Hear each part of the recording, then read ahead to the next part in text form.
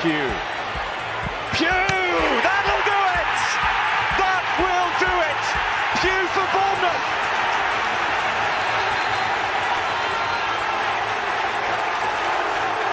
The roof of the Gold Sands is raised! Everyone here knows what that could mean to this football. Hello, welcome to Back of the Net. I hope you're doing well today. And in this one-off video today, we felt like we needed to debunk a few myths about Eddie Howe. With me to do this today, we have got Neil Dawson and Jeff Hayward. Boys, how are you doing? Very good. Yeah, not bad. Not bad at all. I thought you were calling me Neil Dawson for a moment though, Sam. Yeah, I nearly did. And look, we appreciate there's probably going to be a fair few Newcastle fans watching this as well. And we've been looking at Twitter over the past 24 hours, and many Bournemouth fans have been aghast at what they've seen. And if you are a Magpies fan and you're watching in live chat, feel free to ask a question. Be respectful, and we will try to answer them as best we possibly can. But as you may have seen, there's the man. That's him in his AFC Bournemouth tracksuit. But as it says at the bottom of the screen, he's agreed a deal in principle to become the new Newcastle manager on a 2.5-year contract. So attention now, it will turn to sorting agreements with his backroom staff. And that's not today's picture, is it? It's not today's picture. I was going to say, it takes the piss a bit, that, doesn't it? Yeah, that's right. It very much does.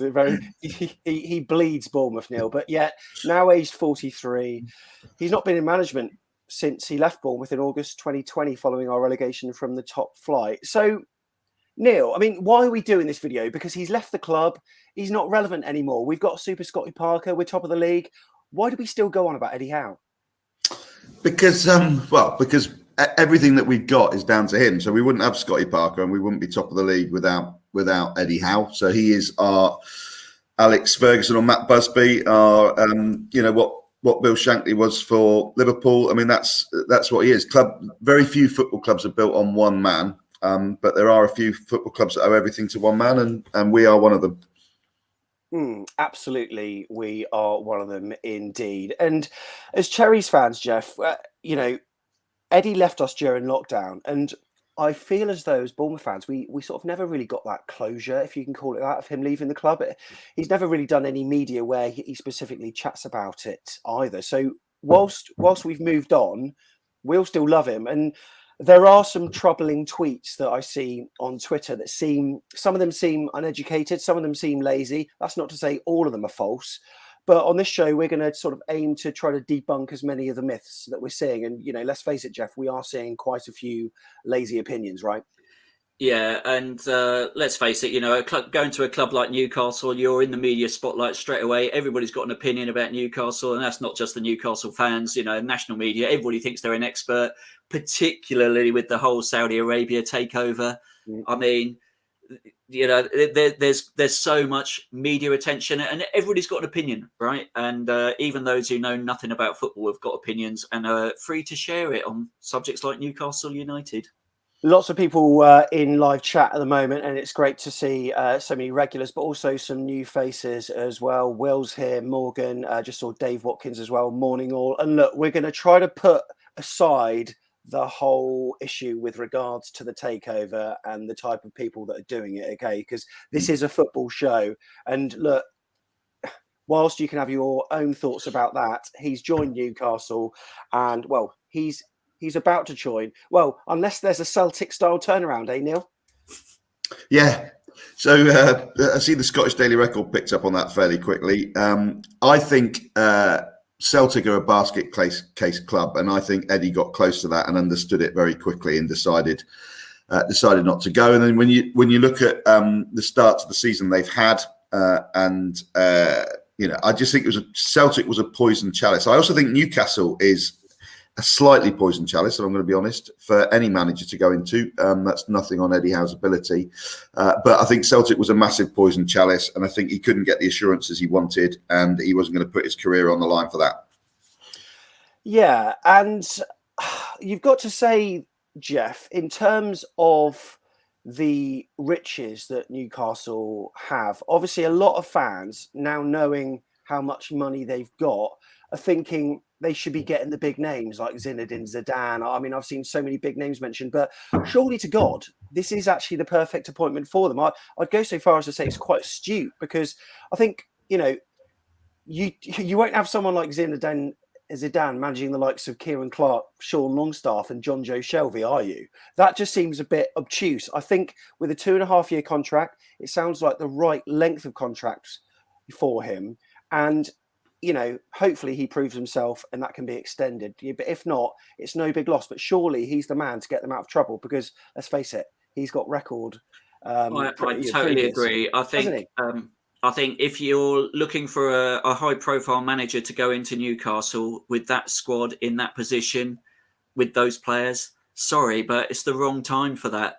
What they need to do is make sure they stay in the Premier League this season. Eddie knows how to get points in a lower league battle in the Premier League, albeit, you know, he was unsuccessful in that final season, but there are loads of other factors to do with that. And I'm confident that if things had been slightly different, COVID, the squad injuries that we had, he would have done that for us in that season where we went down. We were unlucky to go down. I think he can keep Newcastle up with those players. I think he'll get the best out of them. And actually, I think it's a good appointment for the club. Let's go through Twitter then, because we've seen a number of tweets. Right, criticism number one, Neil. He's crap at spending money. He can't spend money. What are your thoughts on that? Because, you know, in my mind, there are some signings that we have made where we paid a lot of money. They perhaps didn't perform, like Tyrone Mings, for example, yet we sell him for nearly 3 times the value. So there are a couple of different ways you can look at that. But when you see that sweeping statement, what are your thoughts on that?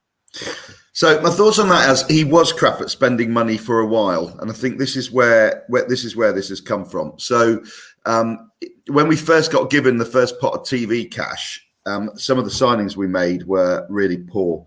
So some of the early ones, like Lee Tomlin and, you know, Glenn Murray and people like that came in, they just didn't work out. But that he was panic buying then to try and make sure he had a squad to stay in the Premier League.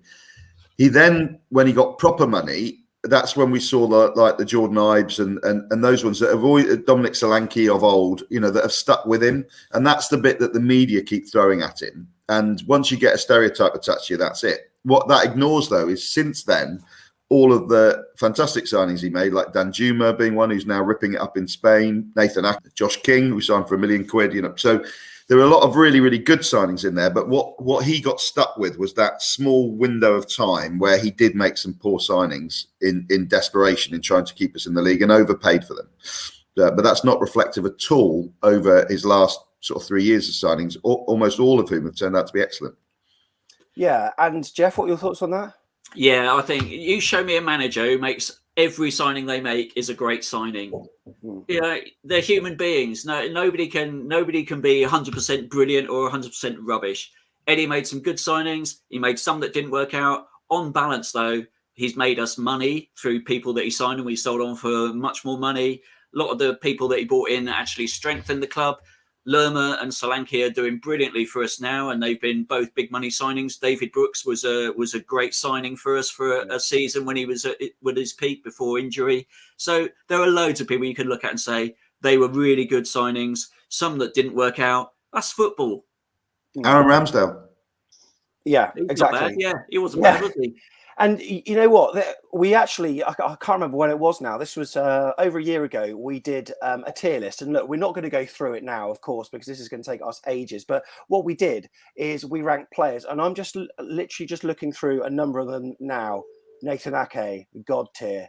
Harry Arter, a God tier. Asmir Begovic, you know, based on that last season, very good. Phil Billing, good. David Brooks, good. Callum Wilson, God. Ryan Fraser, I know that people don't like him, but let's be fair, what he did for us under Eddie, apart from that last time, was a good signing. I can go through so many of these, but whilst I'm at it, you will have the odd one. So I'm talking like your, let's put Dan Juma in God as well. I'm talking about the loan signings, like Wana Turbe, of course, Jordan Ibe can go down there. Kenwyne Jones can go in good. Let's face it, Neil, when that's weighted at the end of it, there's going to be so many in the top 3 tiers and not many at all in the bottom 2, right? Yeah. And what got concentrated on were mainly the signings from Liverpool, because I think we spent 40 million quid, didn't we, on Jordan Ibe, Dominic Solanke, and Brad Smith, of which all of them flopped for that 40 million quid for the first couple of years. And then Dominic Solanke's come good, obviously, of late at championship level. So they were the three that the press always nail him on, but they ignore the other 37 or however many there were there. They completely ignore those. But that's what journalists do. But Jeff, he got Bournemouth relegated. Why are they getting a relegation specialist on their books to manage the side? Why? Well, look at it from the point of view of getting us up there. We were minus 18 points, bottom of League Two. We got to the Premier League and stayed there for 5 seasons with a ground the size of Dean Court, 15,000 max. Not even that. No, exactly. What is the bit that says focus on the relegation zone?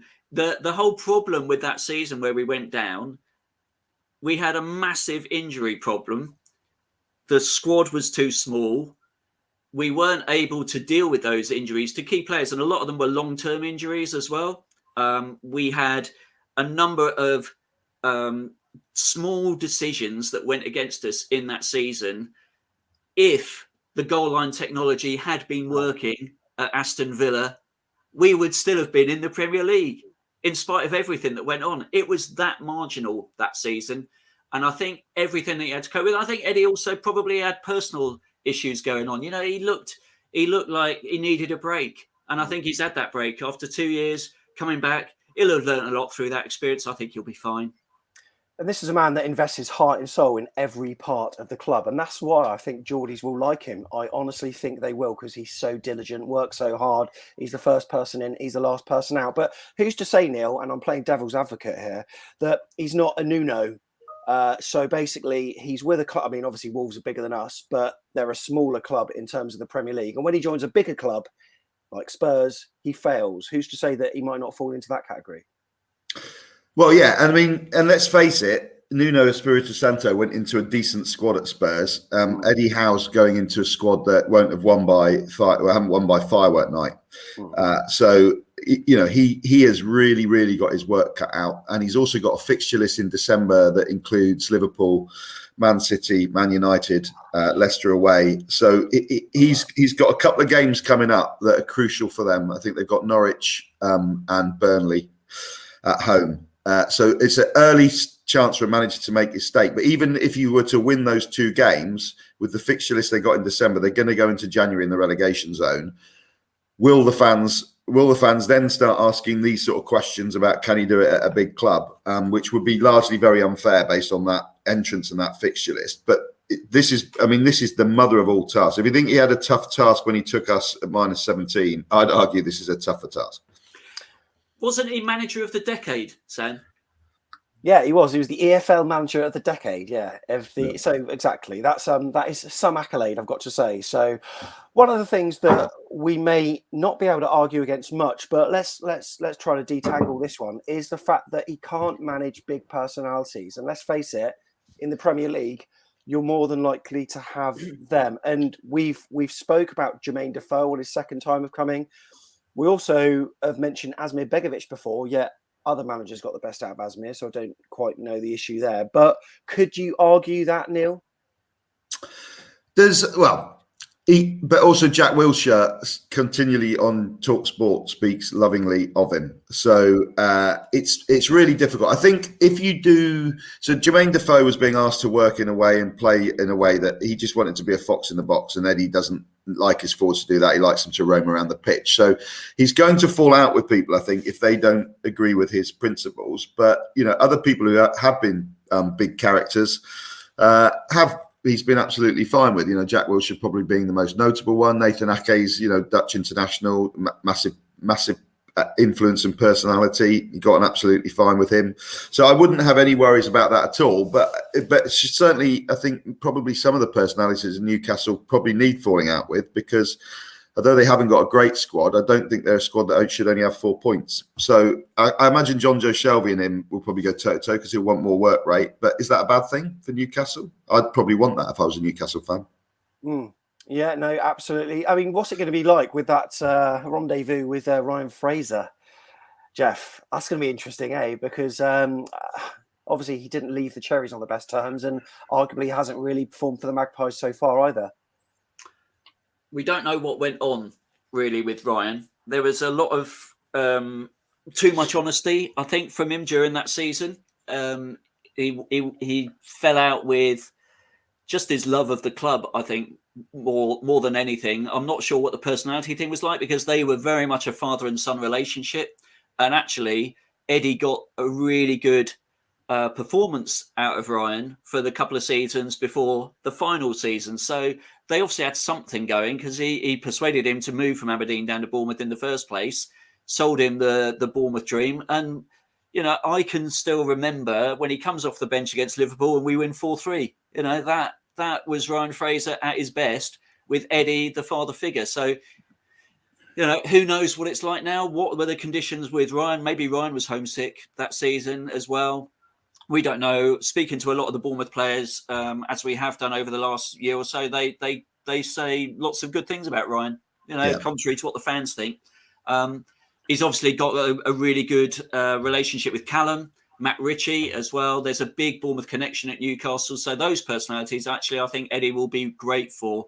They all know him. He got the best out of Callum Wilson. And I think he'll get Newcastle playing much more as a team to support Callum than what they've currently been doing this season. Big personalities at Newcastle.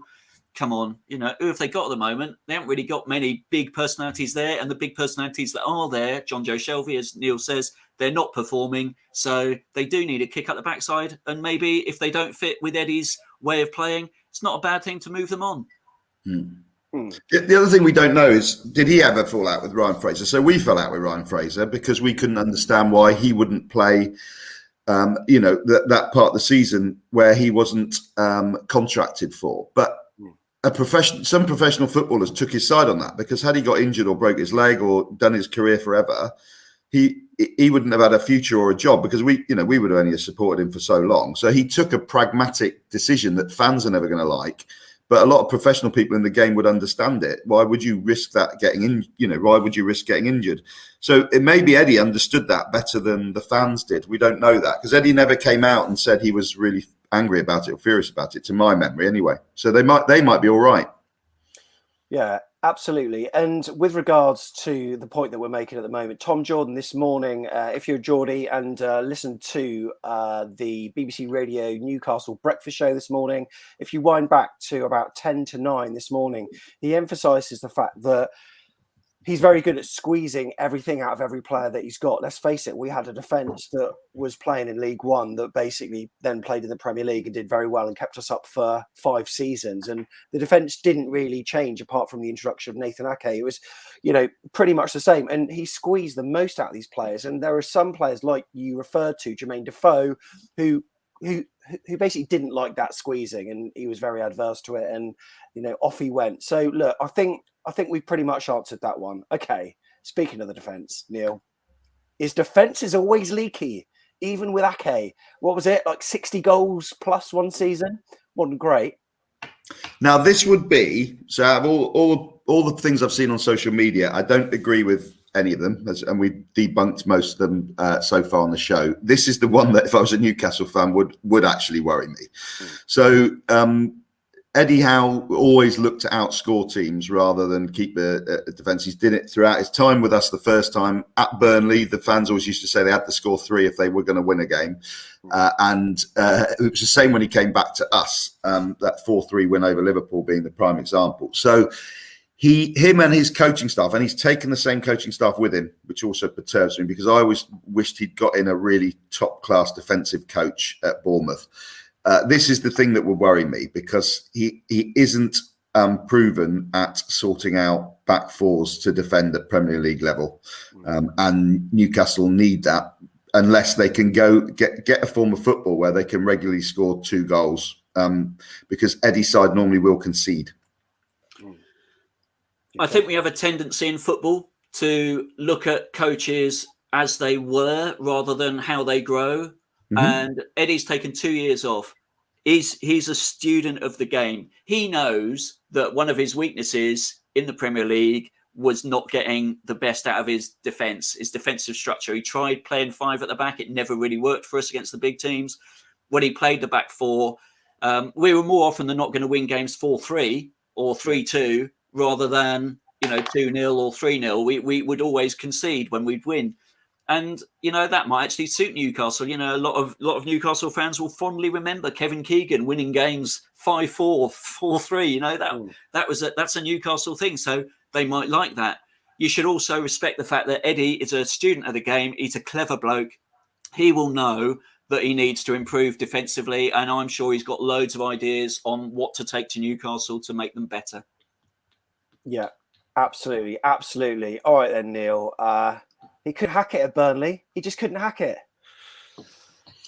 Yeah, so it's a dodgy one, this, because he took a relegated side at Burnley, didn't he? And not all relegated sides bounce back straight away. I think the Championship's proven that over a number of years. And he stabilised them, and he made some really good signings. People like Charlie Austin, Danny Ings, etc. Both of whom have, had good spells in the Premier League. And he put the foundations in for a side that then were promoted, the year after under Sean Dyche, after he came back to us. So if you talk to Burnley fans, they didn't quite get him because he's not a very Burnley type lad in the way he speaks, which will be interesting again with sort of like with Newcastle fans. But most of them will appreciate that the football was really good, although the defence wasn't. They saw, a change to a lot of attacking football, and he put the building blocks in place for a side that won promotion the year after. So I don't think it's I think it's well documented. He lost his mum, I think it was, and that was his reason for wanting to return back down south to be closer to family. I think, again, lazy journalism. Yeah, Jeff, you in agreement with that? Yeah, I think so. I think also the point of Eddie's career where he went north for the big money, big opportunity move to Burnley was probably, if he reflects back on that, I'm sure he thinks that was probably a bit too soon in my career. He probably wasn't as experienced as he ought to have been to take that job. I think he would have learned a lot from that experience.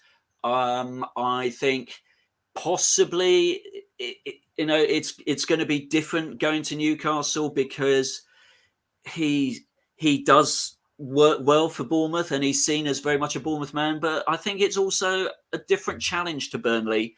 And I think he's in a better place when he goes to that club. He's more experienced. He knows, having coached in the Premier League, he'll be in a better place. He's got his team around him. The personal stuff, I think, as Neil rightly says, is now over and he's left that behind. I think he's ready for this. I actually think he'll be fine. The fact that it's a long way north, further north than even Burnley, I think it's a lazy sort of comment, frankly. Mm. And also, it's a nice place to live. It's not a bad place to live, is it, Newcastle? It's a nice city. A lot easier to get to than Burnley. Newcastle's a phenomenal city. I was fortunate enough to be involved in the opening of a bar there many years ago, and I lived there for 4 or 5 months. You'll never get a better group of people to manage a football team for, in terms of humour and passion, and just there's some beautiful, coastlines, and because I know he loves his dog walking on the beach. I mean, the Northumberland coast is gorgeous. The Newcastle as a city is not the issue at all in this. It'll be Newcastle, the squad, and the expectation and pressure of the Saudi Arabian money. That will be the thing. As a city, it's a wonderful place to live. If he's near a beach where he can walk the dog, he'll be fine. Yeah, and that leads on to my next point, Jeff. You're thinking he won't get homesick in 3 months then, because that's another one of the things I'm seeing on Twitter today. Well, there's not going to be a job for Bournemouth for him to come back to, which again was different all those years ago when the opportunity to come back to manage Bournemouth again was there for him. So we shouldn't forget that as an opportunity. I think what Scott Parker's doing for us means that's hugely unlikely. And I just can't see him actually. He spent 2 years here playing tennis and doing nothing. He wants to get his teeth back into football. He's got a challenge. It's about the game. It's about the job now for Eddie. It's about his career. It's not about homesickness and personal issues. Yeah, absolutely agree with that. Is he a yes man?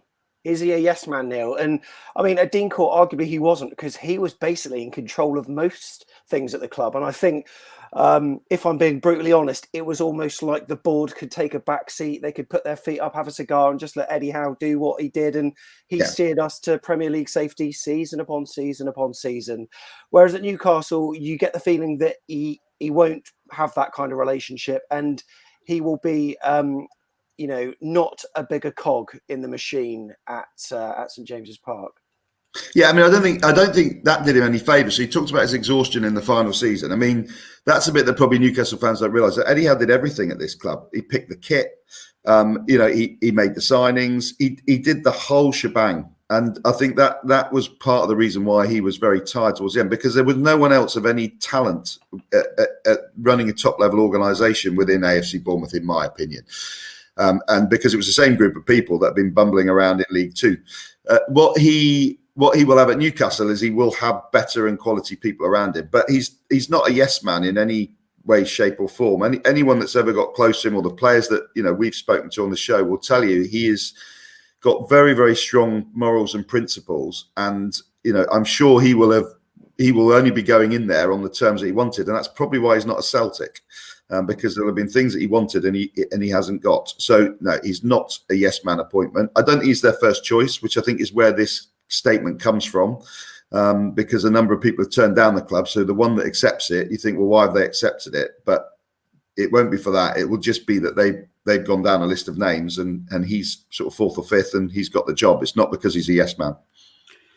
People get confused by looking at Eddie and thinking, he's young, he's clean cut, he looks like the boy you want your daughter to marry. That is that sort of clean, untarnished, beautiful looking person. Yeah, but behind that, he's got steel. Crikey, managing a Premier League club as he did so successfully, he's got a hard edge to him. And don't be taken in by how he looks, how he behaves, because actually all the players we've ever spoken to say he's a hard taskmaster, absolutely obsessed with the detail of players and their games and how they can improve.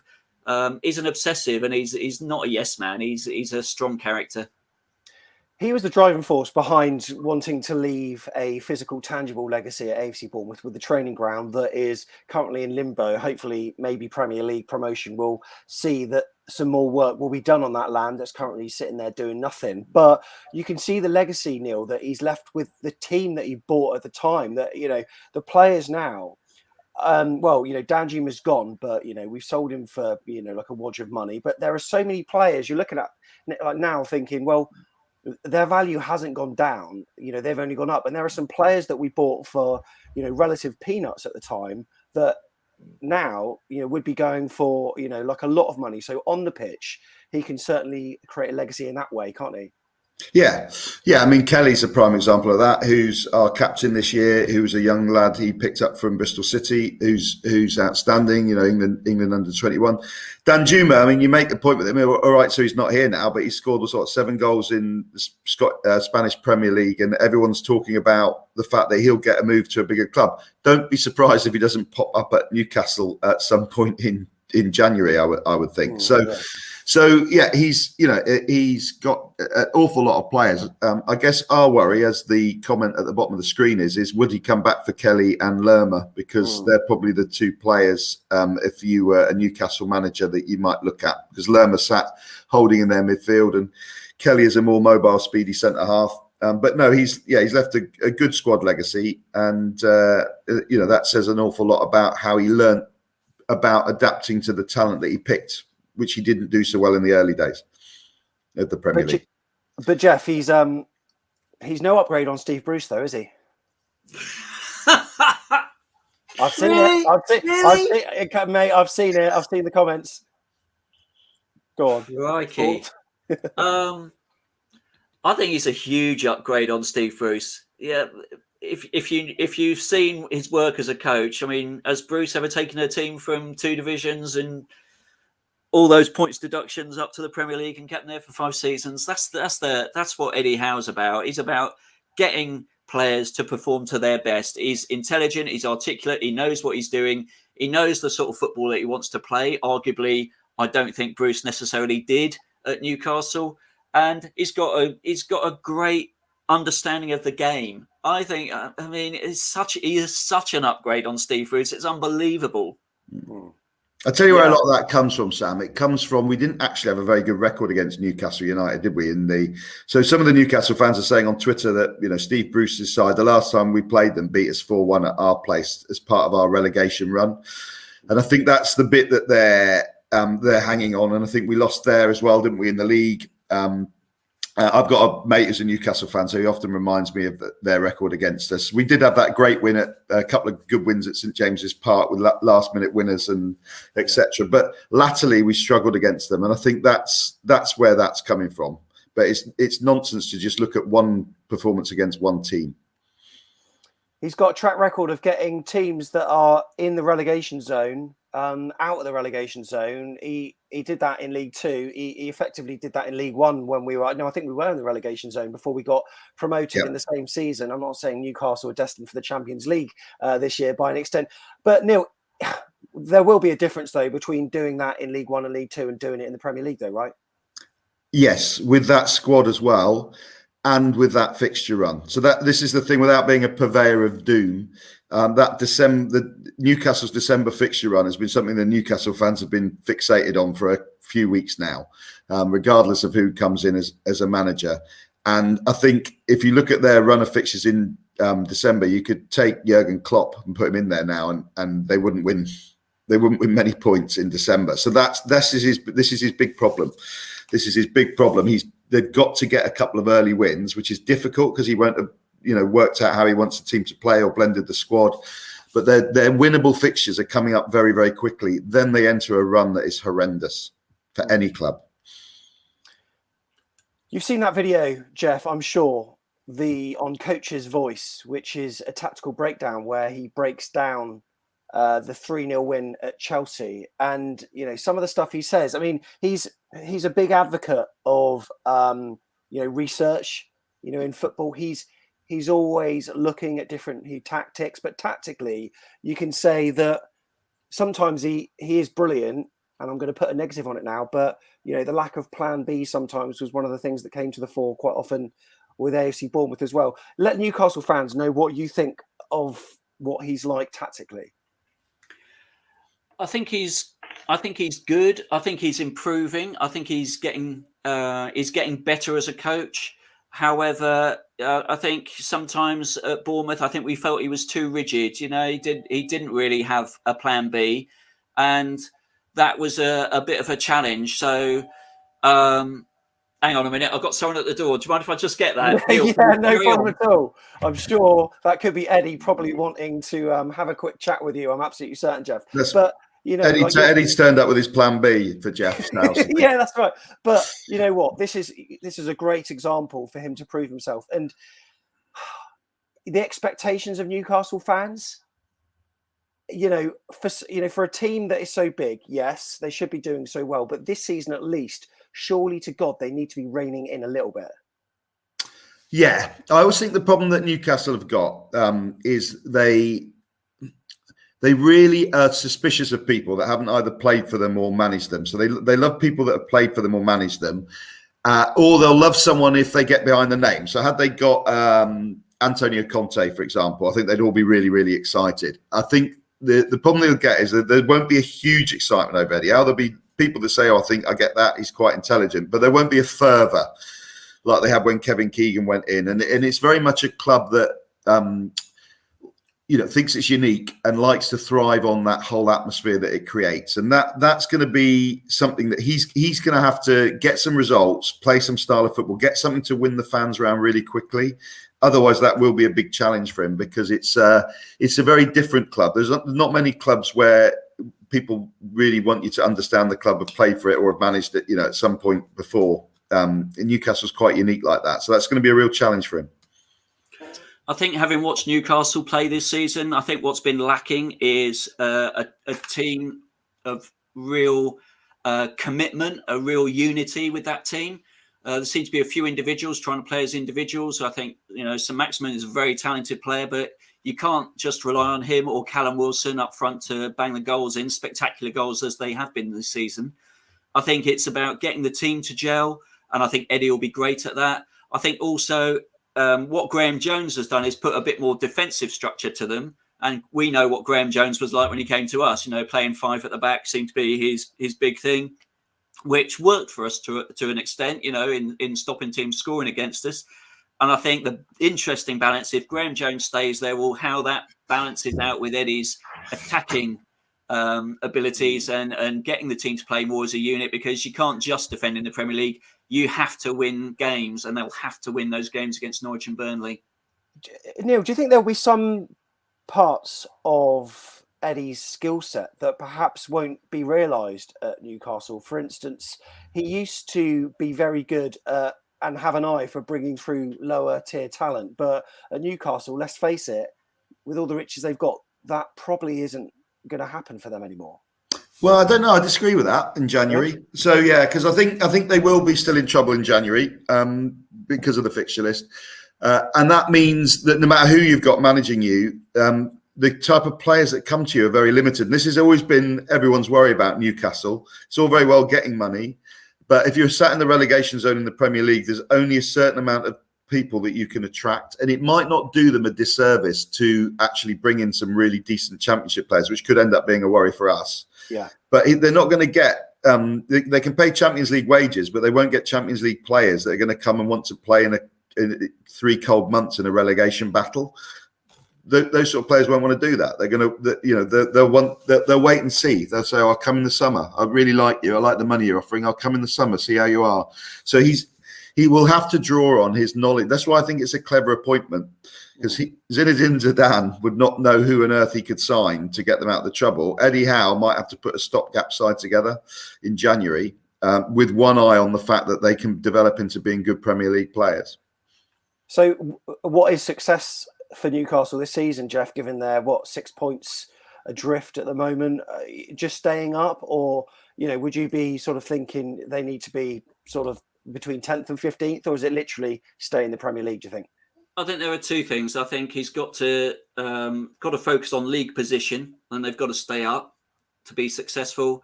I think the second thing is, anyone who's ever managed at Newcastle will know that you've got to give the fans the football that they like. And they're a club with that culture of, they want to see their teams playing exciting football.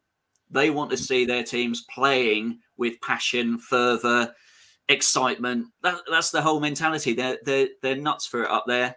And it's a style of football. You cannot go in there and just win games 1-0. You've got to go up there and win games playing exciting brand of football. And I think Eddie, as an entertainer, will fit that mould quite well.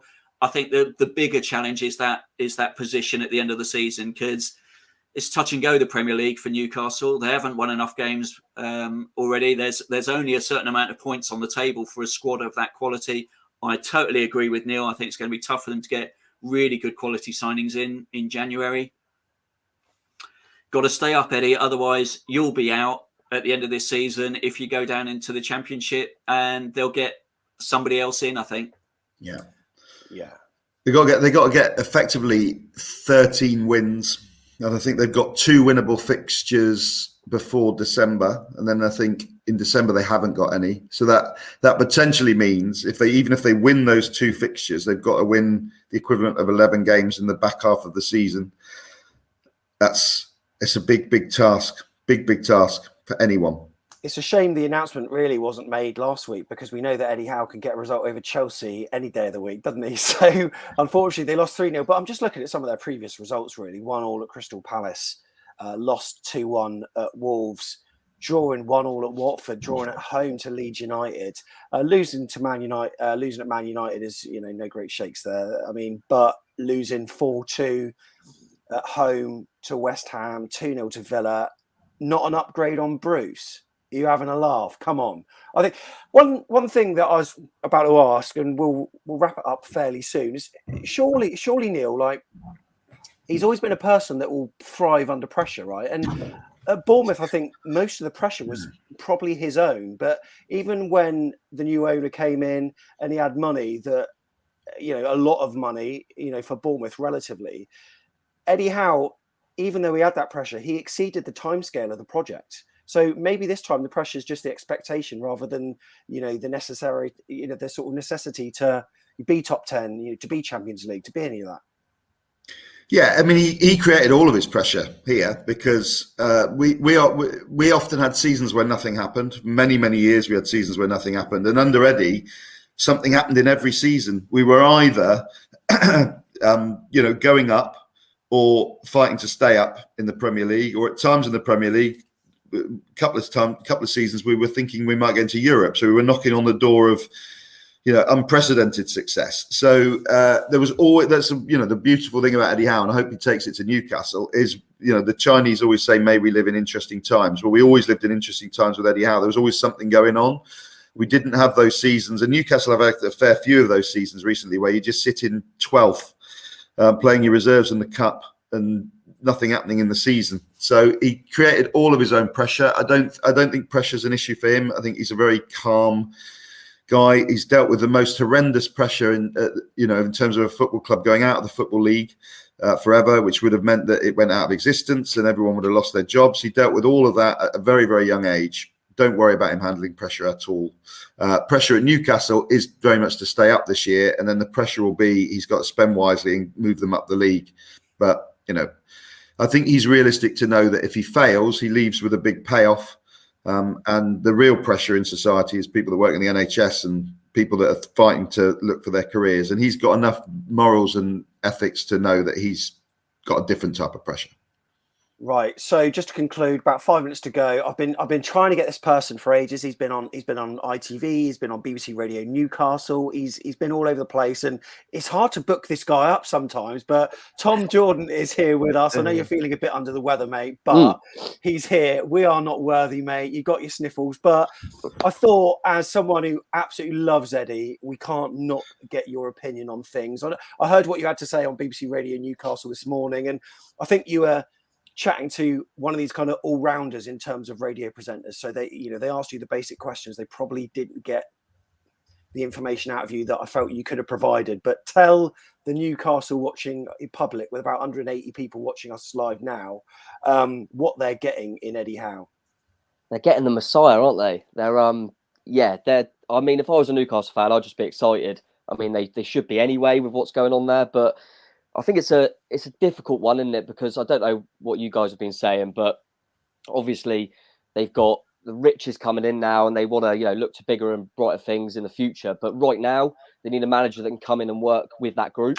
Eddie Howe can certainly come in and work with that group. I mean, he's worked with a few of them already, but he will squeeze the best out of kind of average Premier League players, I guess you could say, that they've got there at the moment. So I've no doubt that he'll have enough to keep him up. And then going forward, I heard Neil say he's a calm and composed figure, which I think they need, because it's all a bit chaotic at the moment, isn't it, at Newcastle? So I think they need that type of guy, and he will make it enjoyable, exciting to watch. He'll be brave, and they'll start enjoying their football again. I've heard a lot of Newcastle fans say, yeah, it's all right, we want to be the big boys in the league and stuff like that, but to be honest, they've just been starved of any sort of excitement with what they're watching. They'll certainly get that with Eddie Howe. We all know that. And there's a reason he's taken a while to take a job. He's very, very picky and wants the job that really suits him. And so if he's taken this one, then that says a lot about what he believes the project is, as well as what these new owners believe Eddie will bring them. So yeah, I'm absolutely convinced he'll keep him up, and I'm convinced he'll be a success, to be honest. So yeah, I'm quite excited to see what he do. And suddenly I've got a soft spot for Newcastle now, which has never happened before. So, Tom, you bought your Celtics shirt. I mean, I don't know what's happened to that. So I take it you'll have a Newcastle shirt. But I'll tell you what, if we get promoted this season, that's going to be a bit of a weird reunion next season, won't it? That'd be really weird. Yeah, I didn't think of that. That will be odd. I've actually weirdly already got a Newcastle shirt. I knew someone who was a Newcastle fan, and they jokingly gave me one with Joey Barton on the back. So I've still got that knocking about. But yeah, that will be weird. But I always expect it to happen at some point. Eddie Howe's too good a manager not to be about. And I'm confident we'll hopefully go up there, and I'm confident that he'll keep him up. So a reunion will happen.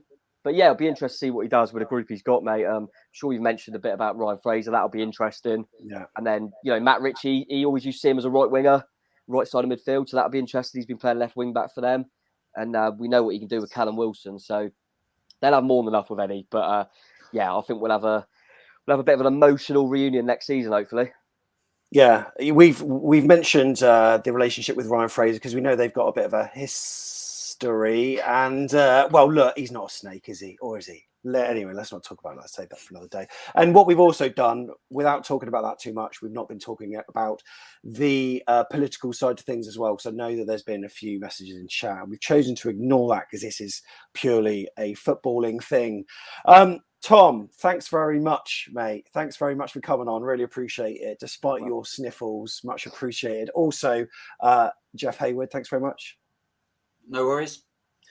And also Neil Dawson, thank you very much. It's good that we're doing this show with Bournemouth in the successful sort of position that we're in, because I don't know, would there be a bit of like ill feeling otherwise? I don't know. Would there? No, I don't think so. I think I'd always wish Eddie Howe, for what he's done at the club, I'd always want him to succeed wherever he goes. I'd always want Newcastle to win now, unless they're playing us. I would have wanted Celtic to win, unless they were playing Aberdeen in Scotland. But so no, I don't think, no ill feeling whatsoever at all. And we just need to get back on winning ways at the weekend, and hopefully we'll play him next year. Yeah, and Tom, wish him every success, Sam, until we play them next season. Yeah, and we will play them next season, Tom, right? We will. Absolutely, we will. Yeah, absolutely will. I'm convinced they'll stay up, convinced we'll go up. So, yeah, we'll definitely be playing them next season. So, looking forward to that one. But, yeah, reiterate what the guys say. I just wish him all the best. I am a little bit smug that he's not gone to Southampton. That was my fear. But, yeah, I'll be, same as Neil, I'll be supporting Newcastle now every game until they play us next season. Yeah, absolutely. And if you are a Newcastle fan, remember to like this video if you found it useful. Share it with your friends on Twitter. Hopefully this helps to debunk some of the myths that we're seeing flying about. Very lazy statements, but also we have maybe backed up a few statements as well, that some of your concerns too. So we've tried to be as measured as we can. And look, certain managers fit certain clubs. Maybe Eddie was the perfect fit for Bournemouth. Maybe he won't be for Newcastle. We don't know. The proof will be in the pudding.